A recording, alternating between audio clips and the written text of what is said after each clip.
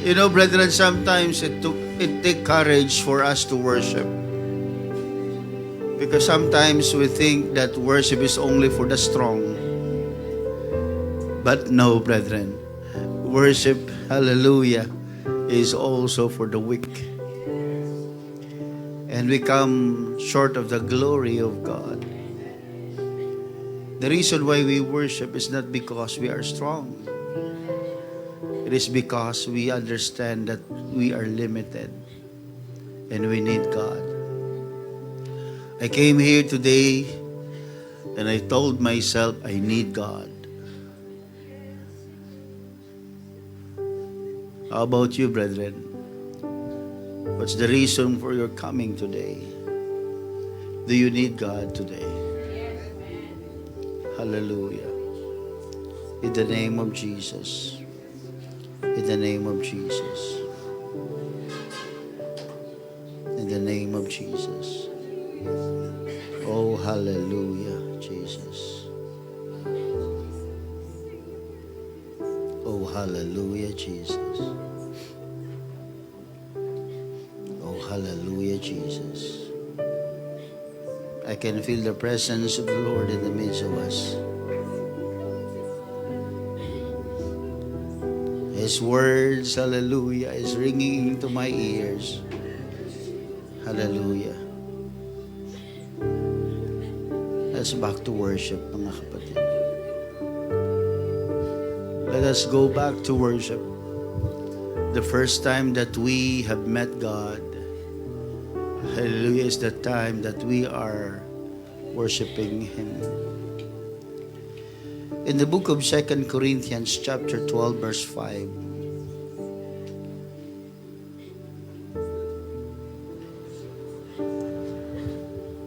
I would like to read in the New Living Translation. Paul says in 2 Corinthians chapter 12 verse 5 up to 10 that experience is worth boasting about. Dami niyang revelations, ang dami niyang blessings sa Panginoon. Pero ang sabi niya, that experience is worth boasting about. But I'm not going to do it. I will boast only about my weaknesses. If I wanted to boast, I would be no fool in doing so, because I would be telling the truth. But I won't do it, because I don't want anyone to give me credit beyond what they can see in my life or hear in my message.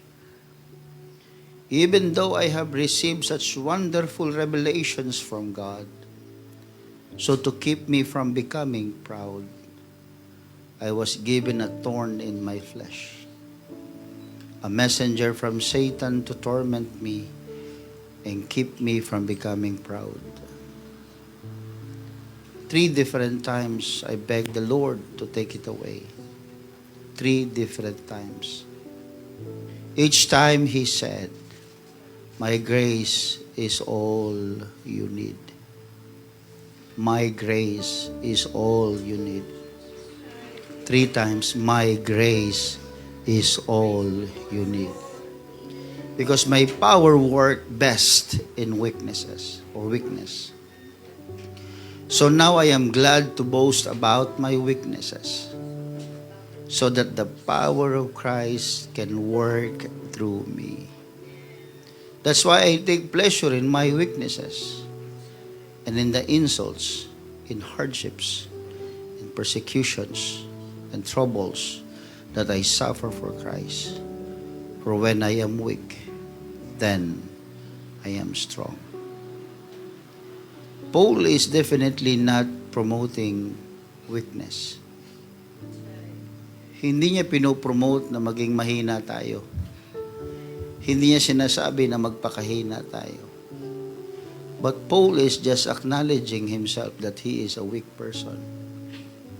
Marami daw revelations ang na-receive niya. Ang daming mga wonderful revelations na binigay ng Diyos sa kanya. Pero sabi niya, hindi ko pinagmamalaki yun. Sapagkat sabi niya, binigyan ako ng Diyos ng isang tinik sa laman para hindi ako makapagmalaki. Hindi ibig sabihin gusto ng Diyos na siya'y mahina palagi. Kaya binigyan siya ng isang tinik sa laman. No. Because God knows that every person who will be filled with a lot of revelations will be one day become boastful. Kaya sabi niya, ilang beses ako nag-pray. Ilang beses ako nakiusap sa Panginoon na alisin ang thorn in the flesh. Pero ang sabi niya lang sa akin, my grace is all you need. My grace is all you need. So we can be a person filled with a lot of weakness. But God is not intimidated in our weaknesses. Hindi siya nababahala sa ating kahinaan. Ni hindi rin siya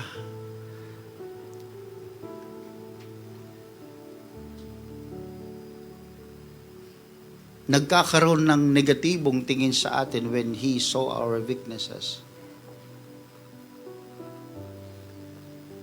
But in every time that we feel weak, then God said, that's my opportunity. That's where I come in. Not in the time that you are strong. Hindi sa panahon na ikaw ay malakas. Tsaka mo ko mararamdaman. No. Sabi niya, that's the time that I will come and I will show you my power when you are in your weaknesses. Kaya sabi ni Paul, that's why I take pleasure in my weaknesses. I take pleasure in insults, in hardship, in persecutions, in troubles that I suffer because of Jesus Christ. Because in every time I am weak, then I am strong. And every time that I am weak, I can fully worship to the Lord. You know, when I read Paul over and over again, Paul is just telling me personally, when you are weak, just go back to worship. Just go back to worship. Because people, when they are weak, the tendency is they will go out and be far from the Lord. Pero Paul is telling me today, when you are weak, go back to worship. Brethren, let us back to worship. Let's go back to worship. I don't know who feel weak today, but the Lord is telling us, let's go back to worship. Lord Jesus, bless this congregation and let your word be established in the hearts of men. Some came tired, some came with burden, and some came with an unanswered prayer. But Lord, despite of all this, we will worship you. Because you told us, Lord, not just to worship when we are strong, but we will more worship you, Lord, the more when we are in our weaknesses. God, Lord Jesus, touch every one of our hearts today. Everyone. Touch their hearts, O Lord, and let them understand that weakness, hallelujah, is actually strength from you. God, I pray, bless this congregation. In Jesus' name I pray. Amen.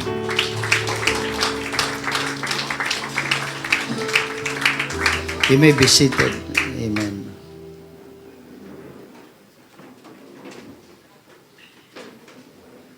Tomorrow, Sister Carmela will be, or Sister Carmela, may sakit.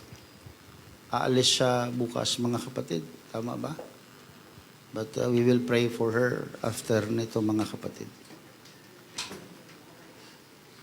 Kapag tayo ay mahina, mga kapatid, we sometimes associate this to worship. Nag-iisip ang maraming tao, mga kapatid, na kapag ikaw ay malakas, kapag ikaw ay victorious o tagumpay sa buhay, o may blessing ka, then mag-worship ka. We worship sometimes because God healed us. God bless us. Birthday mo, kaya nag-worship ka. Nakatanggap ka ng regalo, kaya nag-worship ka. Or, sabi ng testimony ng mga kapatid natin, they receive blessings, miracles, provisions. That's why we worship. Kapag yung iyong panalangin, sinagot ng Lord, ang sarap mag-worship, mga kapatid. Kapag tayo ay merong mga natatanggap o accomplishment sa buhay natin, ang sarap mag-worship. Lalo't higit pag mga maraming blessings na dumarating, ang sarap mag-worship. Pero paano kung ikaw ay disappointed? Paano kung ikaw ay pagod? Exhausted ka sa buhay? You're tired of your life. Paulit-ulit. Puro problema. Paano kung ang panalangin mo ay hindi pa sinasagot? Paano kung ikaw ay napupuno ng maraming mga pagsubok sa buhay at parang hindi mo nararamdaman na ikaw ay may tulong na natatanggap? Paano kung may mga bagay na hindi mo naiintindihan kung ano ang ginagawa ng Diyos sa buhay mo? Kasi madalas nating i-incorporate lang ang worship sa tagumpay. But when we are in weaknesses, but when we are in hardship, difficulties, persecutions, lack of provisions, parang ang hirap na mag-worship. Parang ang hirap na mag-worship kapag yung iyong ginugusto sa buhay ay hindi nangyayari. Parang hirap na mag-worship. But hear me today with this truth, brethren. Our weakness reveals our need to God or our need for God. The more we feel weak, the more we are in our weaknesses, it reveals, ipinapakita nito na kailangan mo ng Diyos. Walang taong walang kahinaan. Walang taong walang kahirapan. Walang taong walang problema. But all these weaknesses is just to reveal that we need God. We need Him the most, mga kapatid. Especially when we are in our distresses. Maging si Apostol Pablo, he prayed 3 times. 3 beses siyang nanalangin, mga kapatid, to remove the thorn in the flesh. But instead of removal ang dumating sa kanya, hindi yun ang kanyang nakitang dumating. Despite of all the revelations, brethren, dakila siya sa Biblia, mga kapatid. Matalino siya kung matalino. Apostol ng Diyos, mga kapatid. Sinugo ng Panginoon. Revelations here, revelations there, miracles here. Yun ang maraming karanasan ni Apostol Pablo. Pero sabi niya, sa gitna ng marami kong karanasan, hindi yan ang aking ipinagmamayabang. I am weak, sabi niya. I have thorn in the flesh. Mayroon akong kahinaan. May bagay na hindi ko gusto sa aking sarili. May mga panalangin din akong hindi sinasagot. This man is a powerful man of God. But mayroon din siyang mga panalangin na hindi sinasagot ng Diyos. Instead of removal ang dumating sa kanya, ang dumating sa kanya ay isang salita ng Diyos na napakaganda ng kahulugan. Ang sabi ng Panginoon sa kanya, my grace is all you need. My grace is sufficient for thee. Biyaya ko lang, sapat na sa'yo. Lord, mahirap itong pasan-pasan ko. Lord, hindi maganda itong pasan ko. Panginoon, I can heal people. I can pray for the sick and they will recover. But Lord, I have this kind of weakness. Pwede bang pakitanggal mo ito? God said, my grace is enough to you. Lord, mahirap eh. No. Sapat na sa'yo na ako ay may biyaya. You know, brethren, we just need to understand that our weaknesses has no much with the grace of God. Ang ating kahinahan ay walang panama at hindi kayang tabunan ang biyaya ng Diyos. Kahit sabihin mong ikaw ng pinakamalas na tao sa mundong ito, it will not still cover, hallelujah, the greatness of God's grace. Ang biyaya ng Diyos, mga kapatid, ay hindi kayang sukatin ng tao, mga kapatid. Ano man ang ating kahinaan, ang Diyos pa rin ang may makapangyarihan. Imagine, mga kapatid, if we could have just this message in our hearts, despite of all our weaknesses, sa kabila ng ating kahinaan, sa kabila ng ating kakulangan, sa kabila ng ating mga hardships, mga pains, mga discouragement and disappointment sa buhay, hindi sasapat yan para makover mo o matalo mo ang biyaya ng Diyos. That's why Paul received the message, sabi ng Diyos, my grace is all you need. Biyaya ko lang, tapos na yan. Why? God said to Paul, because my power works best in weakness. Masyadong mahiwaga sa akin ito, mga kapatid. But many people, even Christians, if they will not trust the word of God to Paul, one day, you will walk out, mga kapatid, of God's presence.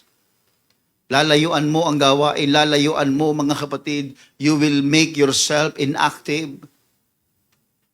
If you will just understand, God said to Paul, my power works best in weakness.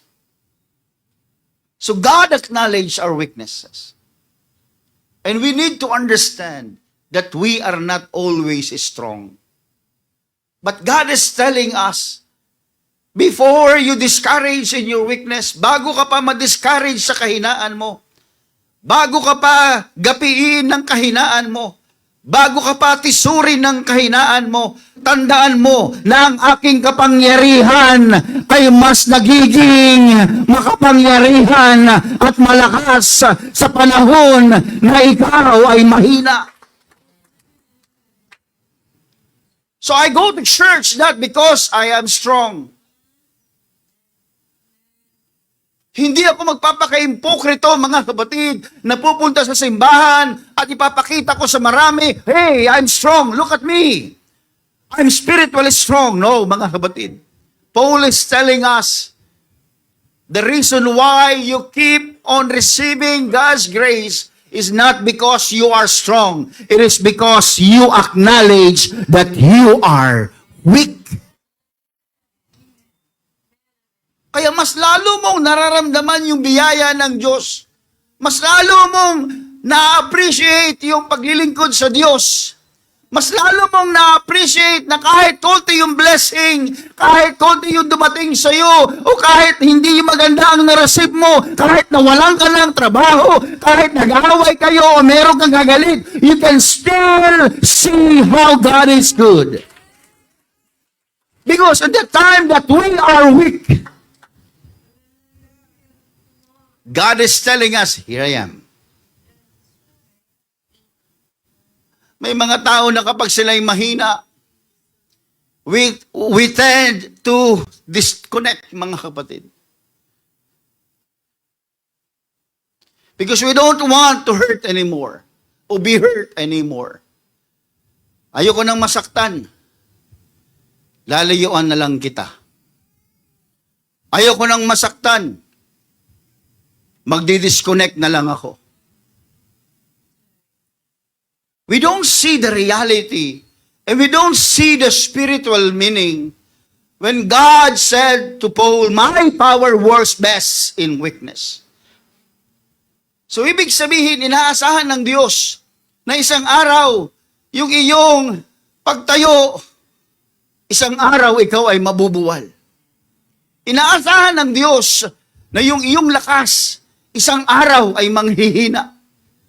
Inaasahan ng Diyos na isang araw na iyong pagiging masigasig, magiging mahina.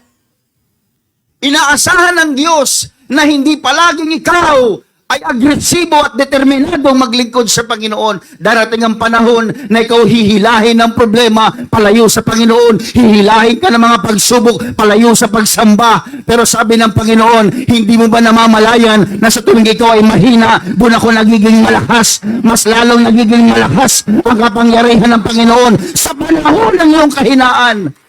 So what we need to know is when we are to acknowledge His power when we are weak.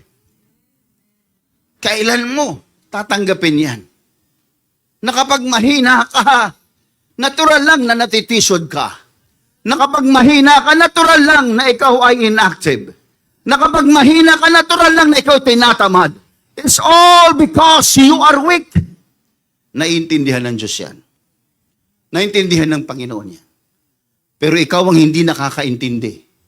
Tayo ang hindi nakakaintindi na sa panahon ng ating kahinaan, may Diyos tayong nag-aabang at sinasabi sa atin, nakakalimutan mo ba? Nakakalimutan mo ba? My grace is all you need.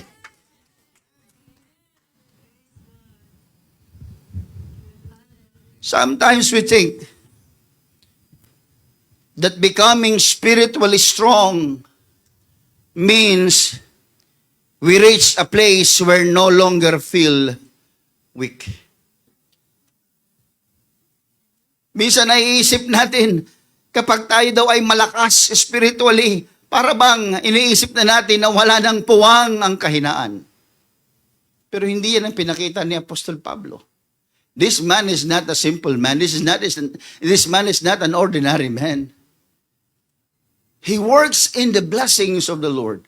He works miracle with God.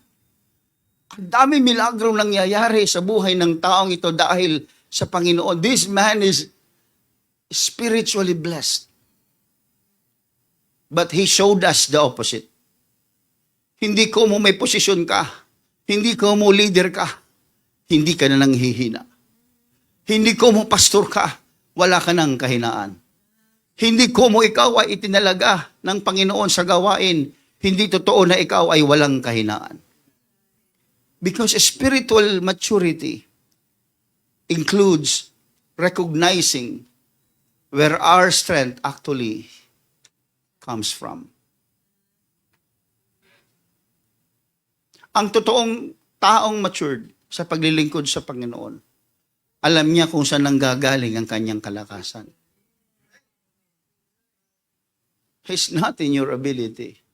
It's not in our abilities. Hindi galing sa iyo ang totoong lakas mo. Hindi galing sa akin. Kaya kung talagang tayo ay totoong matured, alam natin kung saan nanggagaling ang kalakasan ito, mga kapatid. Malakas ako kasi pala. Alam ko kung anong mga mangyayari. Sometimes maturity is hindi ibig sabihin na alam mo kung anong dapat mong gawin. Minsan ang maturity, mga kapatid, ay yung malaman mo kung kanino ka sasandal sa panahon na hindi mo na alam o kaya ang isang bagay sa buhay mo. Yun ang maturity. Sa panahon na tayo dapang-dapa na, sa panahon na tayo hirap na, it is just sometimes where to look.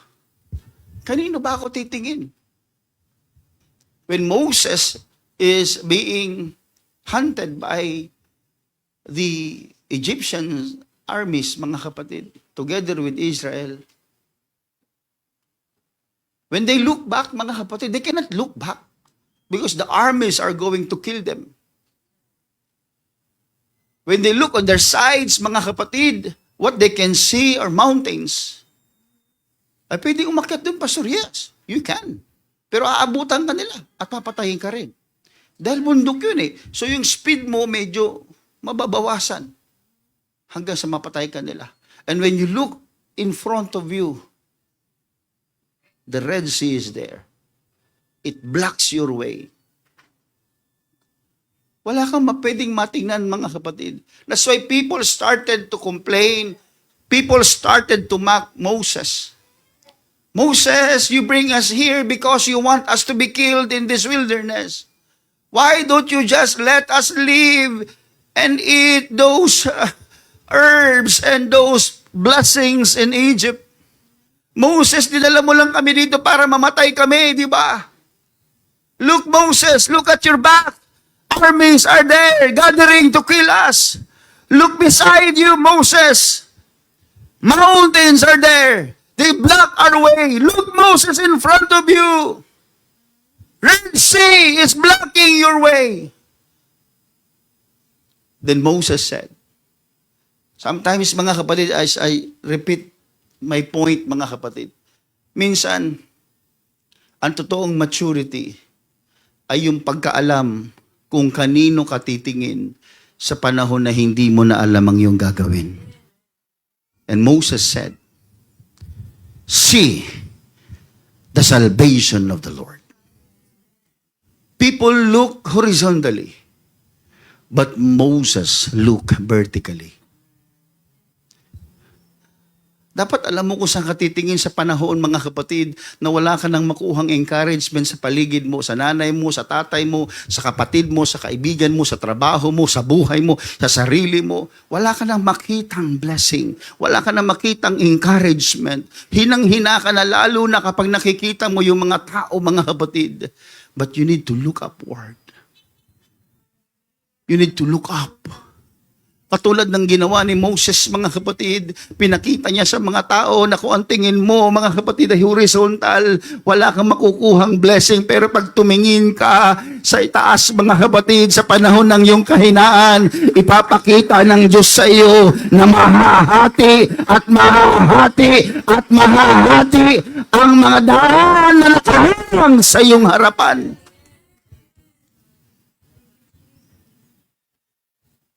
We just need to know when.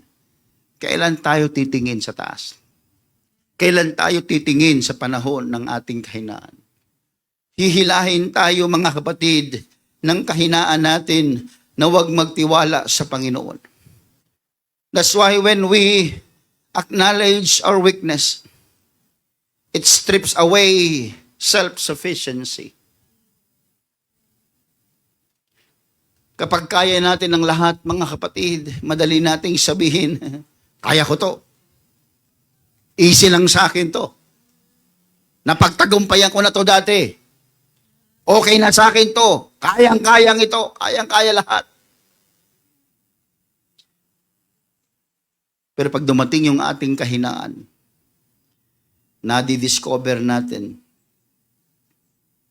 na hindi pala natin kaya. You know, let me tell you this. Hear me, brethren. God was never asked us to live independently of Him.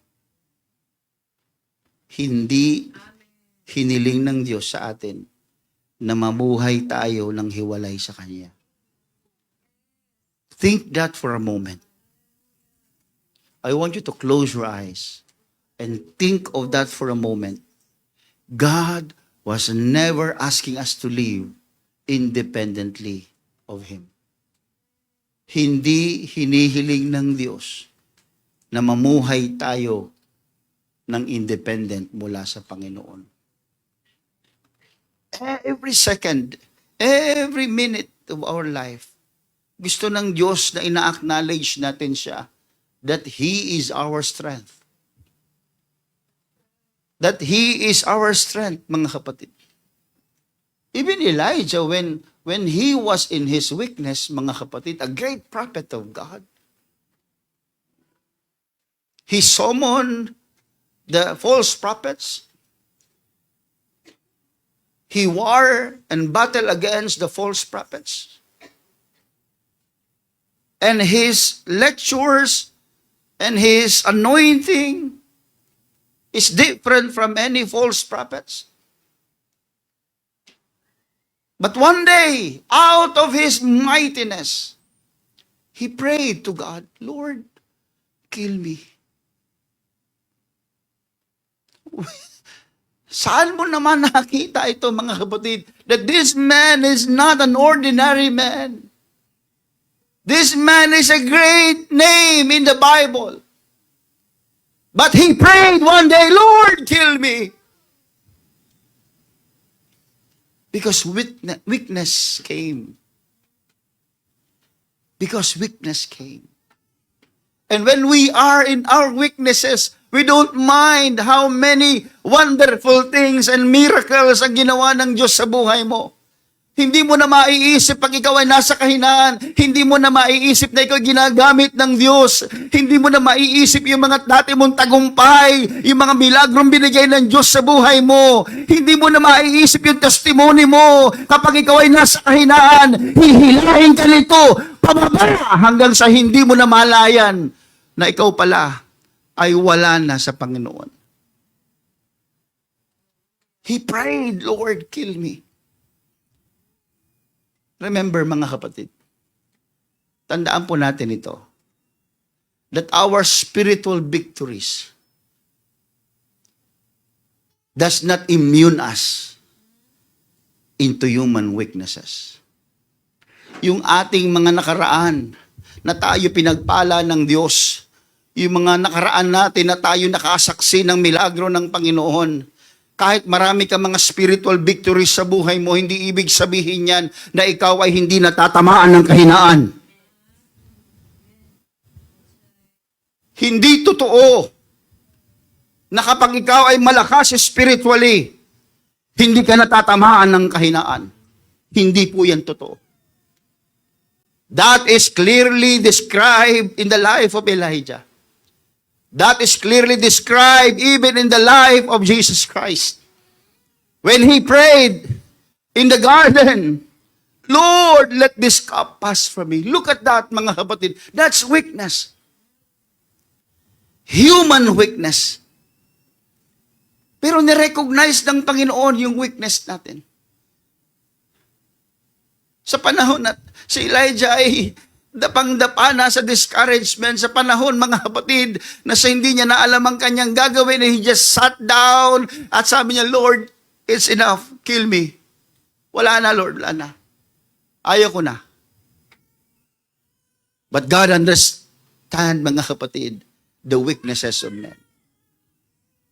Naiintindihan ng Panginoon ang kahinaan ng tao. And He just allowed Elijah to sleep. Sige, matulog ka, Elijah. Sige, kumain ka, Elijah. Sige, magpahinga ka, Elijah. In-understand, inintindi ng Panginoon ang kahinaan ng isang tao na naglilingkod sa Kanya. Kaya bumalik ang kalakasan ni Elijah. Bumalik, mga kapatid, ang ulirhat ni Elijah. I just want to communicate to everyone that God understands our weaknesses. Hindi makitid ang isip ng Panginoon na dahil sa iyong kahinaan, iimpyerno ka niya. That's why He came. And He died on the cross because of that weakness. Yung kahinaan na yan ang dahilan kung bakit si Kristo bumaba at namatay sa krus. Dahil sa kahinaan natin. Hindi naman siya pupunta dito kung kaya natin eh. Hindi rin niya all of this, the church, the worship, the Word of God, this is because we are weak. That's why testaments are written. The promises, the covenant is written because of our weakness. Doon pa lamang sa book of Genesis, nakita na ng Diyos ang kahinaan ng tao, mga kapatid. That's why He created He gave us resolution.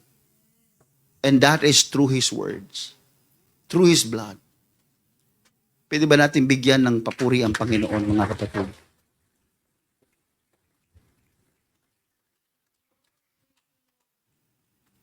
Kaya ang pagsamba ay hindi lamang sa pagkanta. Ang pagsamba ay hindi lamang sa pagkanta. Ang pagsamba ay sa pagtanggap.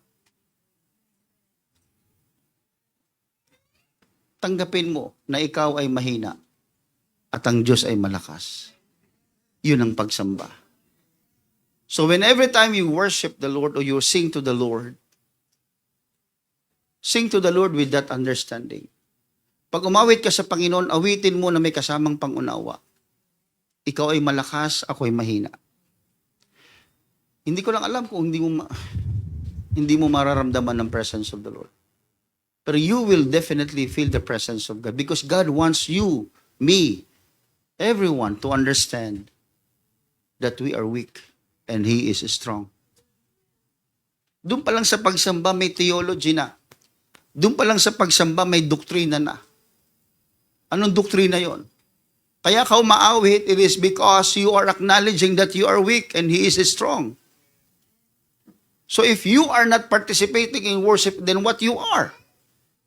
Anong ini-imply mo sa Diyos? Anong ini-imply mo sa Diyos? Kapag sumasamba, hindi ka sumasamba. Kapag nagpupuri, hindi ka nagpa-participate. Anong gusto mong sabihin sa Panginoon? Mas malakas ka sa Kanya? Hello? When we are to worship the Lord, when the congregation worship the Lord, and you are not participating, gusto mo lang nakahalukip-kip ka sa isang sulok, gusto mo lang nakatayo ka at pinagmamasdan ng marami, ano ang ibig mong sabihin sa harap ng Diyos? Mas malakas ka sa Kanya? Then go out and prove to the Lord that you are stronger than Him. The church is a place of worship. This is not a place of your kapritso. Hindi ito lugar ng kapritso ng tao. Ang Diyos ang bumababa dito. Ang kapangyarihan niya ang namamalagi dito. Kung pupunta ka sa gawain ng Diyos at bitbit mo ang kapritso mo, huwag ka nang magsimba. I tell you that frankly, directly, God rebuked you because of that attitude. Kaya nga simba eh. Kung hindi ka handang magsimba, di huwag kang magsimba. Huwag mo lang dayain ng sarili mo na you go to church and then start na mag-worship na, then you are not participating. Ano yan? Oo, ang worship naman anya ay nasa puso. Pero imposible naman, mga kapatid, that you are not participating. That's why, in every time we worship God, we are telling Him, Lord, you are powerful and I am weak. Ako'y mahina. Kaya nandito ako nagsisimba. Kaya ako sumasamba. Dahil ako'y mahina. Hindi ako sumasamba dahil ako'y malakas lamang. Nagsumasamba ako, nagsisimba ako, nakikinig ako, nagpaparticipate ako. Gusto kong sabihin sa iyo, Panginoon, ako'y mahina, ako'y kapos, ako'y naghihirap. Kailangan kita, Panginoon, sapagkat ikaw ay makapangyarihan. So please understand what you're doing. Let us understand what we're doing, mga kapatid. Pupunta tayo sa gawain ng Panginoon para sumamba. Hindi na bata ang simbahang ito, mga kapatid. Hindi na tayo binibaby-baby. Sige, okay lang yan. Huwag kang magsimba. Okay lang yan, huwag kang mag-worship. Di okay lang yan. Sige, gawin mo yung gusto mo habang nakasimbahan ka. Palakad dito, lakad doon. Para kang bulating inasinan. Paikot-ikot, paikot-ikot. Ipinangangaral ang salita ng Diyos. Lakad dito, lakad doon. Walang pakialam. Okay lang yan. Bago ka eh. Pero pag tumatagal ka sa gawain ng Panginoon, alam mo ang dahilan kung bakit nasa simbahan ka at alam mo kung ano ang simbahan. You go to church not because of you. Hindi dahil sa iyo. You go to church because of God. Anong gusto ng Diyos sa atin? Pera? Mga kapatid, sa Kanya ang lahat. Hindi pera ang gusto ng Panginoon. What God wants from us is acknowledgement that He is God and we are weak. Tayo'y mahina, siya'y makapangyarihan. Kapag yan ang nasa isip natin, mga kapatid, worshiper ka. Kapag yan ang palagi nasa isip mo, totoong worshiper ka. You are weak and He is strong. Sa panahon na ikaw ay meron tagumpay sa buhay, sasabihin mo, it's not because of me. Hindi dahil sa akin, kaya ako nagtagumpay. Ito'y dahil sa Diyos ko na malakas. At ako'y mahina. Ako'y pinagpapala ng Diyos. Hindi dahil ako'y malakas, kundi dahil ako'y mahina.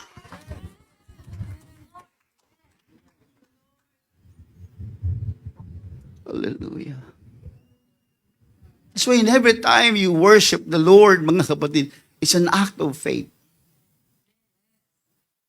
Yan ay pagkilos, mga kapatid, na may kasamang pananampalataya. Sa panahon na ikaw na hindi mo naiintindihan ng lahat. I preached once, mga kapatid, in this church about Habakkuk. In chapter 3, verse 17 hanggang 18. Dinescribe ni Prophet Habakkuk yung complete loss. Imagine, mga kapatid, if you read the book of Habakkuk, mga kapatid, hindi niya maintindihan anong nangyayari sa Judah. Nanalangin siya, Lord, bakit itong nangyayari ito? Ilang beses ako nanalangin sa verse number 12 ng chapter 1. Sinabi niya, Lord, nanalangin ako, pero ilang ulit pa ba ako mananalangin? O Lord, my God, my Holy One, you are eternal. Surely you do not plan to wipe us out. O Lord, O Rock, you have sent these Babylonians to correct us, to punish us for our many sins. Yung Judah, kinukubkub na ng Babylon, mga kapatid. At nung kinukubkub na, nananalangin yung propeta. Lord, Babylon, ang pinadala mo. You know, the Babylon, nung panahon na yun, mga kapatid, brutal. Mga brutal yan. At yan ay mga hindi makadiyos. Parang sinasabi ni Habakkuk, Lord, you send Babylonians to judge us? Hindi maintindihan ni Habakkuk, nung propeta.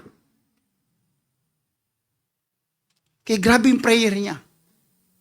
Hindi niya maintindihan kung bakit may isang bansa na hindi matuwid ang siyang kumukubkub sa kanila para sila ay parusahan, para sila ay turuan ng leksyon. Gustong makita ni Habakkuk yung plano ng Diyos.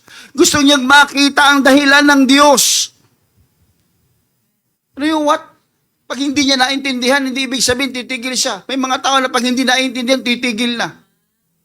Hindi ko na maintindihan ang ginagawa ng Diyos sa buhay ko, nakakatisod na. Lalayo. Manghihina. Hindi lahat kinakailangan, mga kapatid.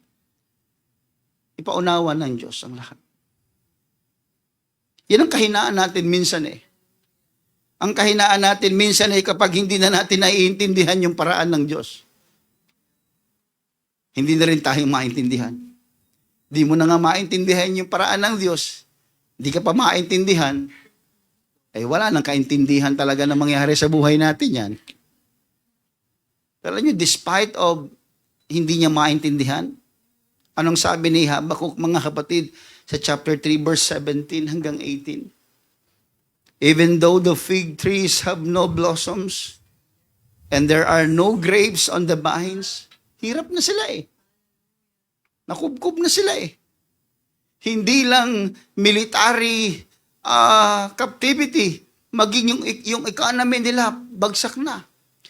Even though the fig trees have no blossoms, and there are no grapes on the vines, even though the olive crop fails, and the fields lie empty and barren, even though the flax die in the fields, and the cattle barns are empty. Ano mangyayari sa bansa mo pag wala yan? Tigok kayong lahat.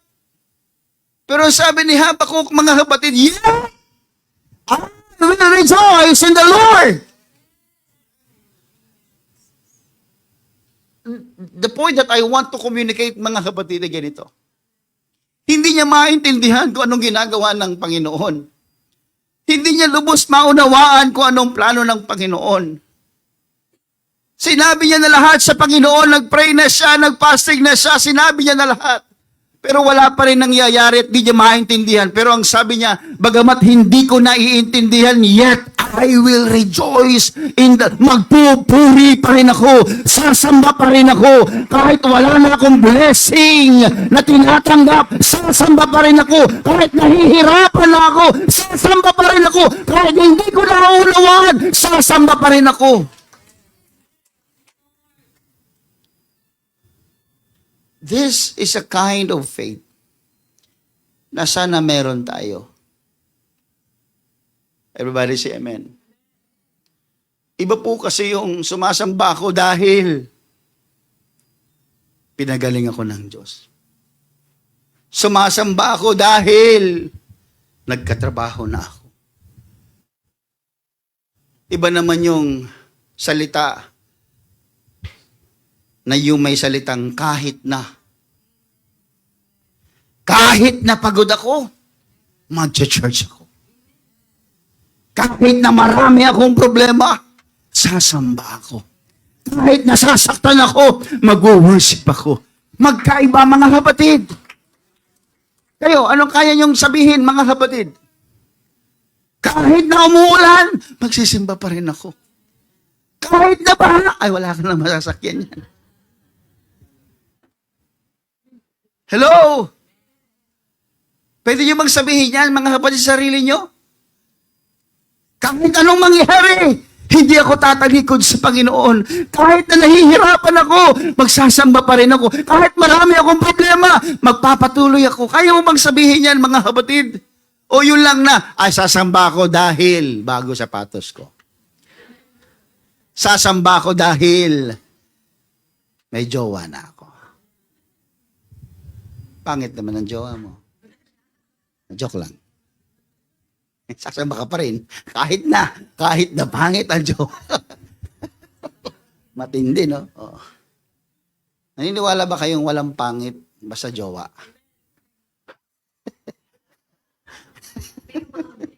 Nag-amin. O, siyempre, gugustuhin mo ba yan kung hindi yan gwapo, maganda? Ha?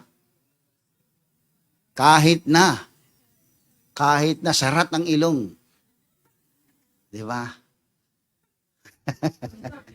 Kahit mahaba ang baba. Oh. Basta may baba at may ilong.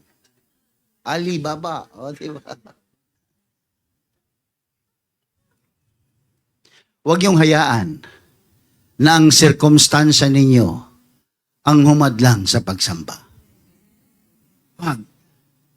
Because the moment that you apply your circumstances to block your worship, you are telling God that He is not stronger than you.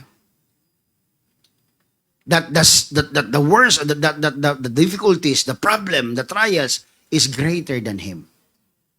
Huwag yung masyado ipahalata. Minsan kaya hindi tayo, mga kapatid, makapagpatuloy dahil ang dami kasing problema sa bahay, pastor eh. Problema sa ganito, problema sa asawa, sa pera, sa kalusugan. Mga kapatid, pare-parehas po tayo ng listahan. Oo, pare-pare. Magkakaiba lang minsan ng pagkakalista. Yung itsura. Katulad ni Sister Edith, sa kanya ang problema, sibuyas. Pag sinabi niyang maraming sibuyas, pastor eh, ibig sabihin maraming problema. Pero pare-parehas tayo. Kakaiba lang tayo ng listahan. Amen po ba? Ang iba naman sili. O di ba? Maraming sili sa buhay, pastor. Hindi niyo ba alam na ang sili ay nakapagpapagana para kumain? Tingnan mo, nananaba ka sa problema. Ano ibig sabihin nun? Yung sili, nakakataba yan eh. Ihalo mo palagi sa ulam mo, tingnan mo, tataba ka. Amen po ba? Sa Biblia, mga kapatid, ang nakatataba ay baligtad. Sa Biblia, kapag ikaw ay generous, it will make you fat. Totoo, sa Biblia. Ang pinatataba ng Panginoon, yung mapagbigay. Ano na lang si Ayi? Tumaba na ba siya? Oo. Maging mapagbigay kasi kayo para tumaba kayo. Nakalagay sa Biblia, oh. si Mikey mapagbigay, tinan nyo. Di ba? Ang laki, di ba? Laki ng biyaya ng Diyos.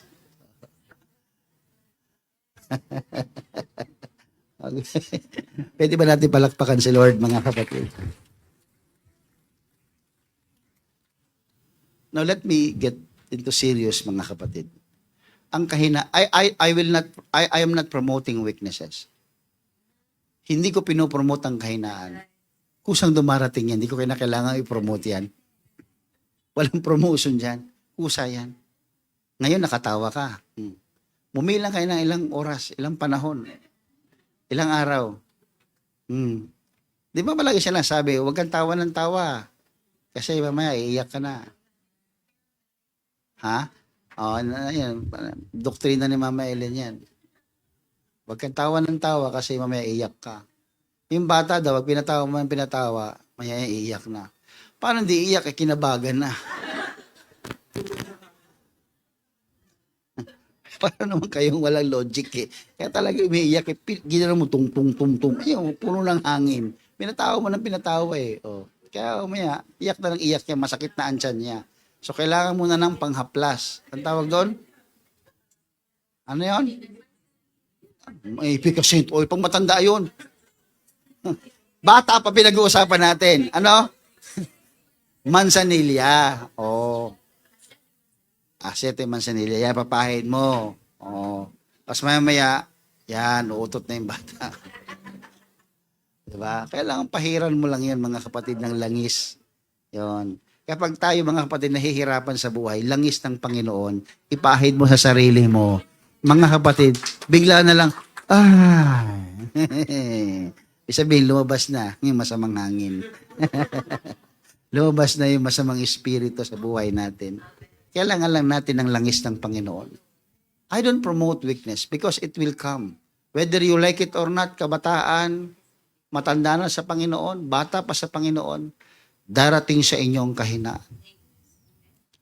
But our weakness can make our worship more sincere. Walang halong biro. Pag ikaw ay nahihirapan na, nagagawa mo pa ba magbiro? Pag hirap ka na, ay ewan ko na lang sa'yo, talagang komedyante ka. Yung hirap ka na, yung putol na yung paa mo. Tapos pag sinabi sa'yo, kamusta ka? Eto, ang gaan ng pakiramdam. Putol na eh. I'm strong. Di mo sasabi. Ewan ko lang kung talaga may taong ganon. Pero siguro mayroon talagang mapagbiro. Pero ang totoo, mahirap yun. Sa panahon na tayo nahihirapan, lalo tayo nagiging totoo. Amen po ba? Yung totoong taong nahihirapan, mga kapatid, kausapin mo. Lahat ng lalabas sa bibig niya, katotohanan. Bakit? Wala nang halong biro. Hirap na eh. Amen po ba? Hindi mo na itatago minsan. Minsan, pwedeng itago, pero pag hindi na kayang itago, lalabas na yung lalapusa, mga kapatid. Sometimes you talk to people, they laugh at you, they smile, they participate, pero kapag sila lang mag-isa, umiiyak na. Mahirap. Si Hannah lumapit sa Panginoon isang araw sa 1 Samuel chapter 1, and she was deeply distressed. Hindi sa lahat ng panahon malakas si Hannah. Lumapit siya doon sa Panginoon sa 1 Samuel chapter 1 verse 10 at sinabi ng Biblia, and she was in bitterness of soul and prayed unto the Lord and wept sore. Lumapit siya hindi dahil may blessing. Lumapit siya hindi dahil everything is fine. Lumapit siya sa Panginoon because her heart is in bitterness. In the King James Version, yung term na ginamit, bitterness. Anguish ang ginamit niya sa iba. Pero sinabi sa King James, mga kapatid, she was in bitterness of soul. Ang kanyang kaluluwa ay nasa kapaitan. Alam niyo, minsan mga kapatid, ang worship ay hindi lang sa maingay na pagsamba. Sometimes it's not about shouting.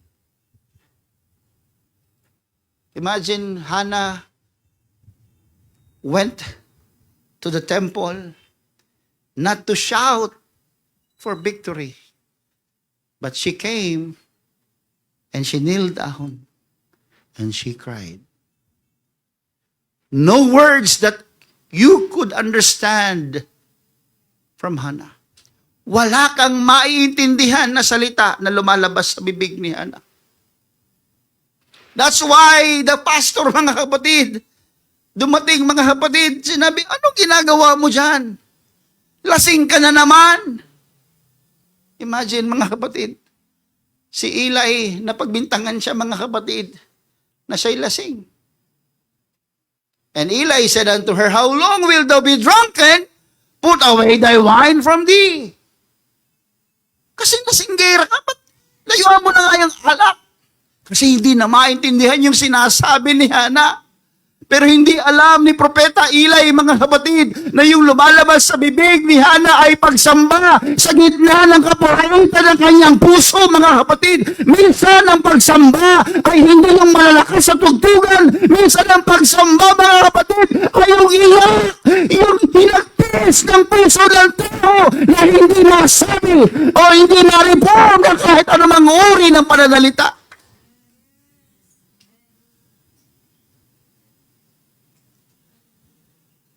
She came to God, not because everything was fine. She came with bitterness of soul. Sometimes, ang worship is about tears, luha. And sometimes, worship is silent. Now, I want you to understand this, brethren, mga kapatid, before I end this message. That we come to the church today not because we just want to participate in worship.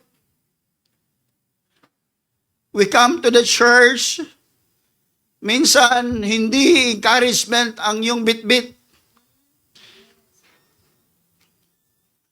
Minsan hindi victory ang iyong bitbit. Sometimes we come to the church with tears. Sometimes worship is silence. You cannot even open your mouth. You cannot even raise your hand. Just like Hannah, mga kapatid, she went to the Lord, hallelujah, not because everything was fine, because her soul is in bitterness, mga kapatid. Siya'y nalulungkot, siya'y napipighati, at siya'y lumapit sa Panginoon, mga kapatid, at nanalangin sa Diyos na may kasamang pagsamba. Sometimes worship is not singing. Sometimes worship is just tears. Sometimes it is silence. Sometimes worship is crying. Sometimes worship is just telling the Lord, Lord, I am still here. Nandito pa rin ako, Panginoon.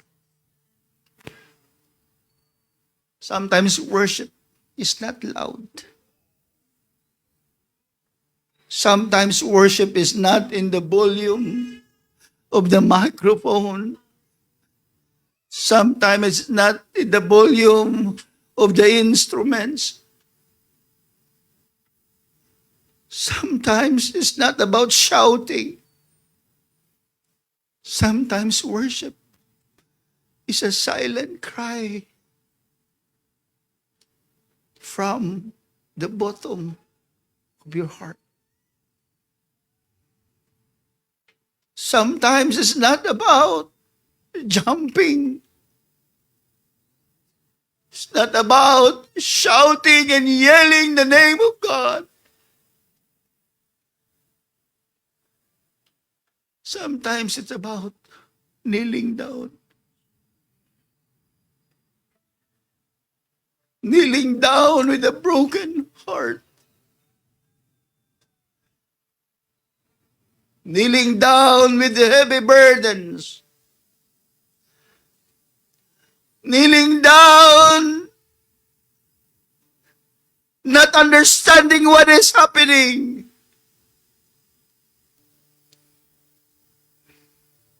A broken and a contrite heart, O God, thou will not despise.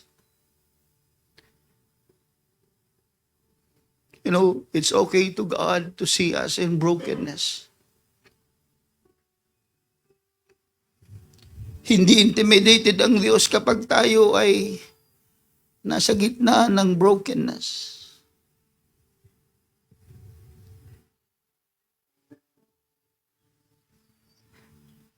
While we are in brokenness, minsan ang focus natin doon sa ating problema. When we are in brokenness, nakatingin lang tayo sa limitations natin, sa mga pains, mga disappointment natin sa buhay, mga inabilities natin.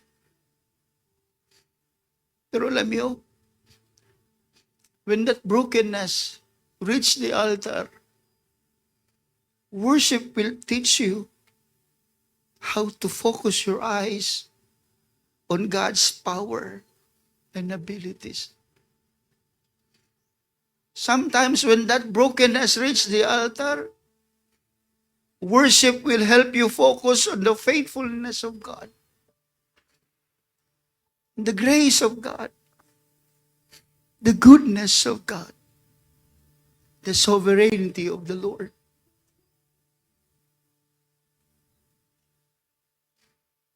When King Jehoshaphat one day faced the enemies, natakot siya. Dahil ang kanyang mga kaaway ay sadyang mas malalakas kaysa sa kanyang kaharian. Natakot siya. He fasted and he prayed. But he said, our God, won't you stop them? We are powerless against this mighty army that is about to attack us. At sinabi niya sa verse 12, mga kapatid, ng 2 Chronicles chapter 20, verse number 12, ang sabi niya, we do not know what to do. Hindi namin alam ang gagawin namin. But we are looking to you for help. Hindi namin alam ang gagawin namin, pero nakatingin kami sa iyo at humihingi kami ng tulong.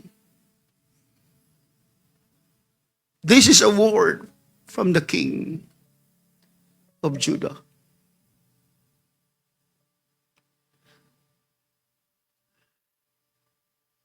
He set all the singers in front of the armies, mga kapatid. In the front line, mga kapatid, ang kanyang nilagay, hindi mga sundalo, hindi may mga tabak, hindi may mga pana at sibat, mga kapatid. Ang kanyang nilagay ay mga taong nagpupuri. Alam niya ang kanyang kahinaan. Alam niya na hindi siya mananalo laban sa mga sundalong ito. Pero ang kanyang sinabi, Panginoon, hindi namin alam ang aming gagawin. Pero sa inyo lamang kami umaasa. At nilagay niya ang mga sundalo sa pangalawa lamang sa mga manunugtog at mga awit. And they start to worship. They start to worship. Kung ikaw ang isa sa mga awit, kung ikaw ang isa sa mga musikerong nandoon na nasa unahan, nasa front line ng gera, anong iyong mararamdaman? But the king said, hindi kinakailangan na magkaroon muna tayo ng victory bago tayo mag-worship. Hallelujah, mag-worship muna tayo at ibibigay sa atin ng Diyos ang victory. And they set all the singers in front. And they sing songs psalms to the Lord. Umawit sila sa Panginoon, mga kapatid. Sumamba sila sa Panginoon, mga kapatid. Hindi na nila hinintay na sila'y magtagumpay bago sumamba sa Panginoon. Inumpisahan na nilang sumamba. Kahit na sila ay natatakot, kahit na sila ay magagapi, kahit na sila ay walang panama laban sa kalaban. Pero ang kanilang ginawa, mga kapatid, sumamba sila sa Panginoon. Itinaas ang kanilang kamay, umiyak sa Panginoong Yesus, mga kapatid, at tinulungan ng Diyos. Inambos ng Panginoon, mga kapatid, ang lahat ng kaaway ni King Jehoshaphat. Alam niyo kung bakit, mga kapatid? Dahil hindi nila hinintay ang victory bago sila sumamba. Sumamba sila bago pa dumating ang victory sa buhay nila. They set all this in worship.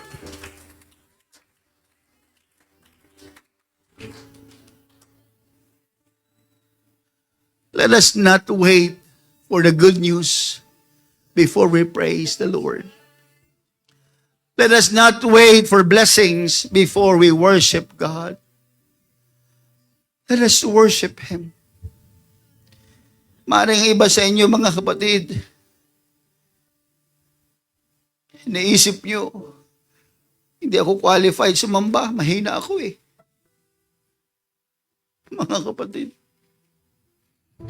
hindi dinidisqualify ng kahinaan natin ang pagsamba. Huwag mong sabihin na kapag okay ka na, tsaka ka lamang lalapit sa Diyos. Kapag malakas ka, tsaka ka lamang ulit sasamba. Huwag mong sabihin na kapag naayos na ang mga problema mo, tsaka ka lamang magpupuri sa Panginoon. Kapag sinagot na ng Diyos ang iyong mga panalangin, kapag nawala na yung bigat sa iyong puso, kapag naiintindihan mo na ang lahat ng mga bagay. No. Sumamba ka kahit nakabaligtaran nito ang nangyayari. God is looking for the weak. He leave the 99 that were strong. He looked for the weak. He seek the weak. Hallelujah, because He knew, brethren, that the weak cannot do it by themselves. God knew that the weak people needs Him. And we acknowledge today that we are the weak people of the Lord. We need God. We need the Lord. We need Him. We need His presence. When King Jehoshaphat is feared, mga kapatid, hindi niya hinanap ang iyong mga espadang matatalas, mga kapatid. Hindi niya hinanap ang mga pana at mga sibat na matutulis, mga kapatid. Hinanap niya ang pagsamba. Let's go back to worship. Hallelujah, hindi natin kayang talunin ang mga problemang ito. Sabi niya, let's go back to worship. Let's go back to worship. Sapagkat sa oras ng pagsamba, sinasabi natin sa Diyos na tayo'y mahina at siya'y malakas. Kaya sa panahon ng ating pagsamba, isang mensahe lang ang sinasabi mo, ikaw ay mahina, ikaw ay walang kakayanan, pero ang Diyos, hallelujah, sa Kanya ka lang umaasa.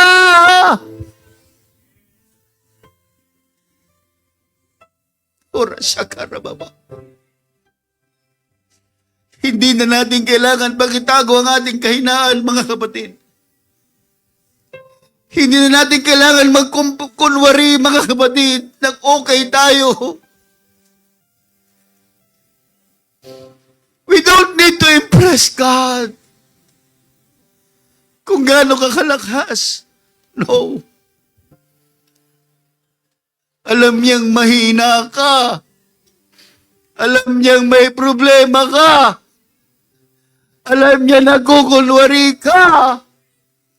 Alam niya na mahina ka. Why don't you say to the Lord today, Lord, I am here. Kahit mahina ako, sasambahin kita. Kahit may pains ako, sasambahin kita. Maybe some of you here, you came to the church strong. That's good. Worship Him. But some of you came because you are tired, because of heavy burden, because of tears, because of an unanswered prayer. We came here not to impress the Lord. Nagpunta tayo sa simbahan hindi para i-impress ang Diyos kung ano ang kaya mo. No. We came here to worship. Maybe your worship is not a shout. Maybe your worship today is all about tears. Maybe your worship is not jumping. Maybe your worship is kneeling with a broken heart. Lord, I don't understand, but I worship you. Lord, hindi ko na kaya, but I worship you. Lord, I don't know what to do, but I worship you. Set your eyes to the Lord, brethren. Set your eyes to the Lord. Come boldly to the throne of God. Let's go back to worship. Let's go back to worship. Hallelujah, hallelujah, hallelujah.